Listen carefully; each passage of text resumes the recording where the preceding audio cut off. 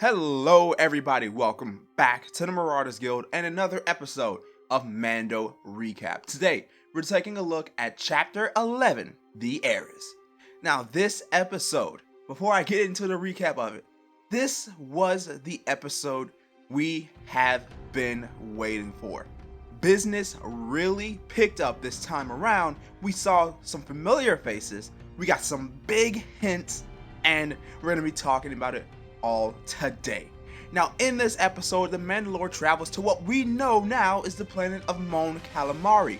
There he meets other Mandalorians being Bo-Katan and two of her followers. That's right, Bo-Katan made her Mandalorian debut in this episode, and can I just say, it was absolutely phenomenal. It was one of those moments where as soon as you saw her, you knew it was Bo-Katan. She didn't have to have any subtitles letting you know. She didn't have to say what her name was. If you knew who she was, as soon as you saw that armor, you were like, that's Bo-Katan. You probably lost it like I did.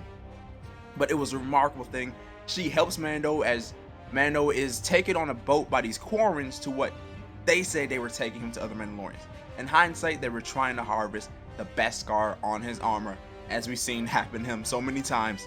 Somebody says they're going to help him, but they're really after his armor.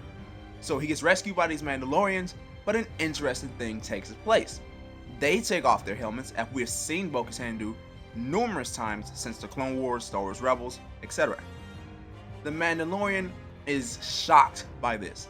How are they Mandalorian and remove their helmets? This is where something we see in Season 1 comes back up. If you remember, he was rescued by the Death Watch during some kind of battle around the time of the Clone Wars. Now, they are teaching him in the old ways of the Mandalore. They're called the Children of the Watch, thanks to information from Bo-Katan. They are raised in the old ways of Mandalorians, where they are not allowed to take off their helmets. Obviously, Bo-Katan was not raised in that fashion. She has taken off her helmet numerous times. As a matter of fact, she took off her helmet while she was still with Death Watch. So that's something that she is not akin to. And there is a dividing line in a sense, but the one unifying thing that they have, they're Mandalorians. So they do work together in an instance. Now what we see going on with Bo-Katan and her followers is she is trying her best, as we see, to get back the Darksaber. The Darksaber that is in possession of Moff Gideon, as we know from Chapter 8 in Season 1. This leads to them they're trying to do everything they can. They're hijacking Imperial ships, trying to find their way to the Darksaber. Moff Gideon does appear once more in this season, and we get a very grim look at what's happening in the Empire. Moff Gideon knows that Mandalorians are trying to get the Darksaber back, and will stop at nothing to prevent it from happening.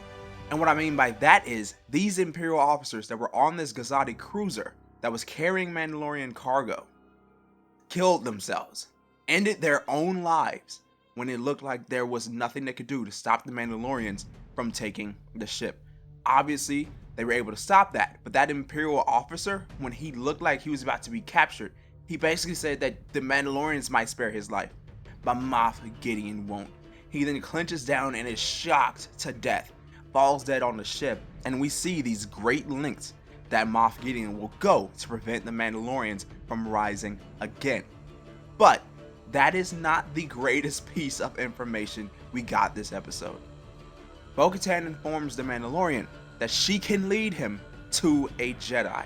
And what Jedi, as soon as she said that, you ought to know who she was talking about. But in case you didn't, they left no question about it.